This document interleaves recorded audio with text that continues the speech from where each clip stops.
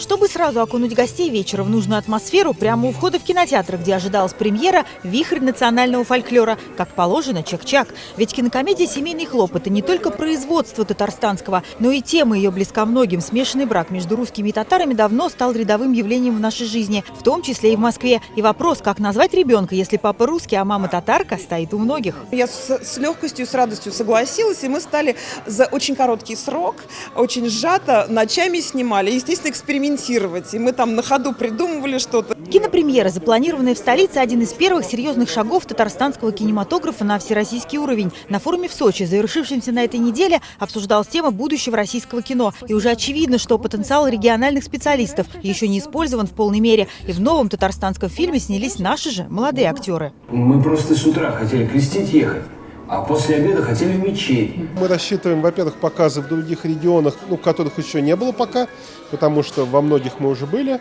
И, во-вторых, дальше онлайн-кинотеатры, с которыми, в общем, у нас уже предварительно контакт налажен. Чтобы договориться с сетью Москино о прокате регионального фильма, пришлось потрудиться, признается продюсер кинокомедии. Пили чай, угощали чик-чаком и договаривались, смеется Олег Суров. Впервые такой прокат. Мы шли к этому с Алексеем Барыкиным долгих 10 лет. Я считаю, прорыв в татарстанском кино, потому что больше пока такого еще никто не делал. Смешная кинокомедия уже заинтересовала известных в стране продюсеров, и они готовы сделать ремейк фильма «Семейные хлопоты», сделав его еще более масштабным.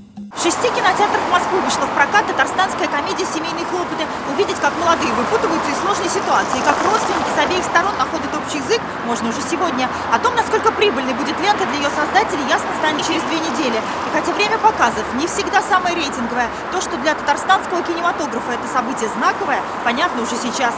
Дина Газалиева, Александр Ирашов, Виталий Лукьянов, Владимир Зуев, ТНВ, Москва.